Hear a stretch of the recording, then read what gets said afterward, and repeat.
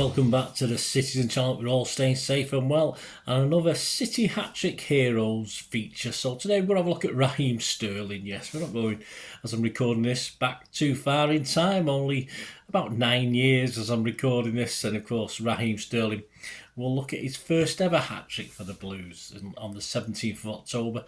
We beat Bournemouth 5-1 to hold our position top of the Barclays Premier League table, 2 points clear of Arsenal and United after 9 games. So let's have a look at the events leading up to and events of this game itself, and of course that Raheem Sterling first half hat-trick. Yes, all in the first half.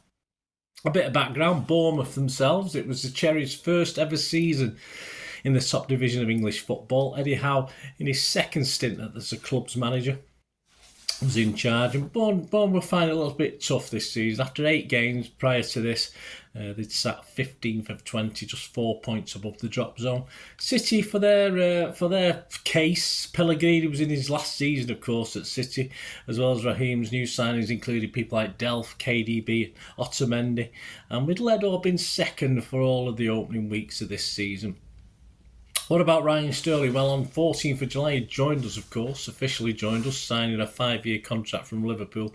He signed for an initial £44 million with a further potential £5 million in add-ons, which made him, at the time, the most expensive English footballer ever. There's been one or two since then, hasn't there? His debut came on the 10th of August away to West Bromwich Albion.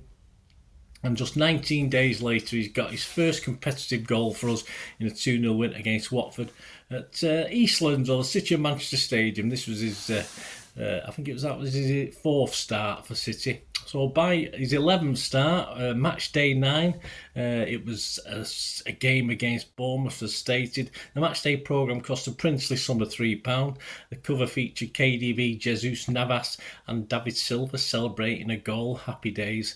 Wilfred Boney signed last January and was still trying to find his feet and his scoring boots, of course. And he would actually also get a couple in this game, so it was good for him as well. The main player interviewing the programme was Nicholas Otamendi, the recent signing, and historian Gary James caught up with a certain Ian Bishop. Attendance at this game, 54,502. The lineup's one big absentee for City was Sergio Aguero. Of course, we didn't need him for this game, absolutely not, with Boney and Sterling on fire, of course. The team to start the game: Hart, Zabaleta, Otamendi, Mangala, Sanya, Fernandinho, Torre. He was replaced by Fernando on 45 minutes. Navas, Sterling, he was replaced in the end by Iheanacho. De Bruyne, replaced by Nasri, and Boney himself, of course. Subs not used: Company, Caballero, Demichelis and Roberts. For them, Bournemouth: Federici, Francis, Cook, Distan, Daniels, Summon, Gosling, O'Kane. He was replaced by McDonald on 65 minutes. Smith replaced by Pugh on 77 minutes. Ritchie, Murray replaced by King on 74 minutes, and subs not used: Kermogrant, I thought that was a bird, Federici, Bennett and Cargill. Well, what happened? Well, over to the king of the Kippax, issue 228 for their feature. How was it for you? A certain Andy Longshaw did his match report, so we'll have a look at how the game panned out and how Sterling got his 3 goals. The international break hadn't been kind to City without Aguero and Silva due to injuries suffered playing for their countries. Silva seems to be perpetrated by a pub player. Company, you probably have a look at that one, guys. Company had blotted his copybook by playing for Belgium when he had been absent for weeks at City, so he started this match on the bench with Otamendi and Mangala deputising. Yeah, you don't never cross Pellers, did you? You didn't think he was thought he was a charming man, but he was hard when it needed. Boney and Aguero was an obvious selection, but the absence of Silva begged the question: who would take over the central role of the 3 behind the striker? The obvious thing would have been for De Bruyne to play there with Navas on the right and Sterling on the left. However, from the start it was clear that De Bruyne was on the left and Sterling down the middle.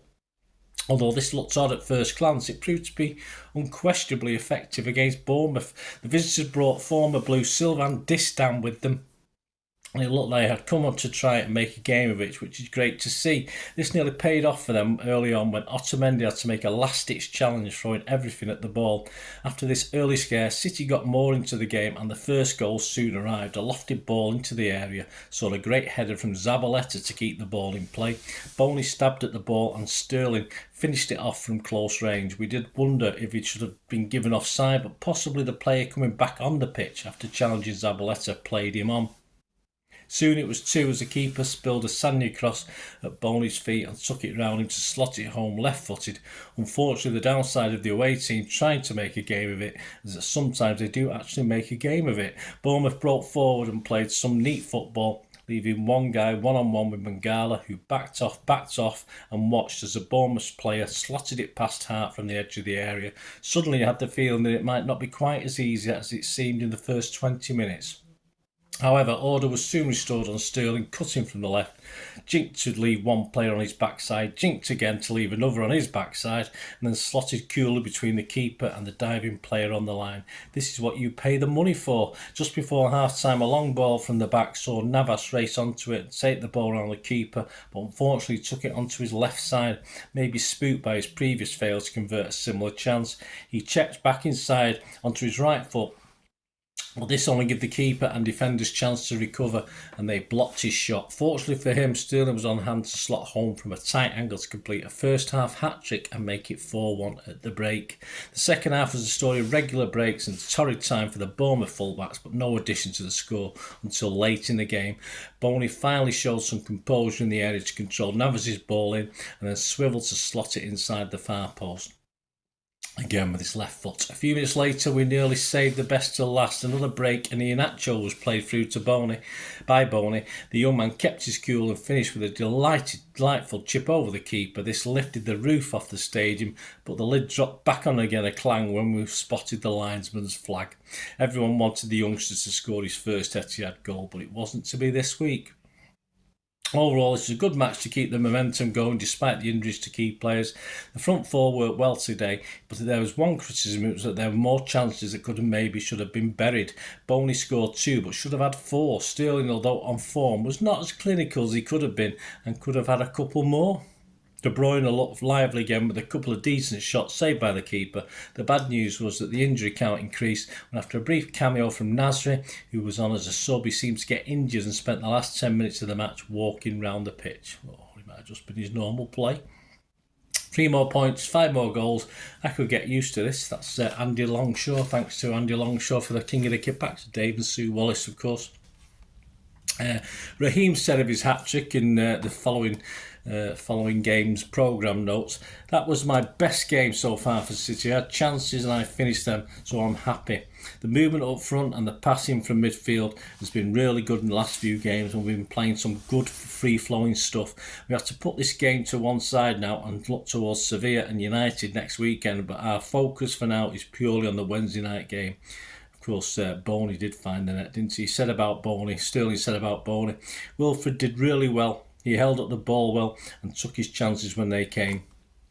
He was brilliant." There you go. So, aftermath of that game, of course, the Raheem hat-trick was the 15th hat-trick or more, 3 or 4 goals, or 5, by a City player in the Premier League era. Yes, that followed Wanchope, Anelka, Robinho, Tevez, who managed 4, Balotelli, Dzeko, Aguero, who'd managed 4 by then, and Yaya Toure.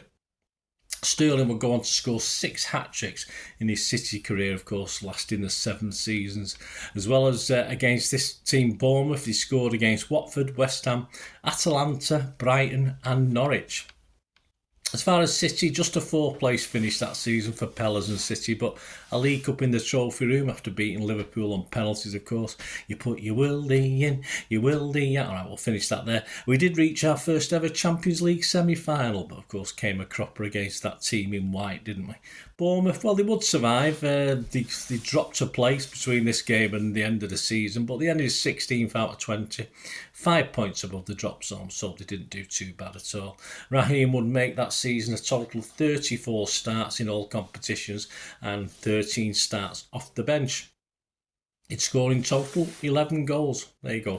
Hope you enjoyed. Thanks for watching this little hat-trick heroes, of course, and Raheem Sterling. Let me know any memories you've got, if you remember anything about it. Please, if you are new to the channel, you can push that subscribe button, push the bell notifications. Great to have you on board. Check the site, guys. Lots of history stuff, a lot of City present, and you'll also see stuff on my other passion, of course, film and TV. So if that's of any interest, or you know someone who might be interested, give them a kick in my direction. I'll be very, very grateful. You can follow me on X and TikTok at Bernard_Deneen. I'm also on Facebook. There's be an email address up there as well. So any interest in sponsoring or supporting the channel in any way, or you want just a shout out for yourself or an organisation, just let me know by one of those social media outlets, and I will get back to you. Thanks again for your support, guys. I hope you enjoyed that. Let us know your memories. Until next time, no, that's one thing, don't I? Please stay safe, Blues. Come on, City. Bye for now.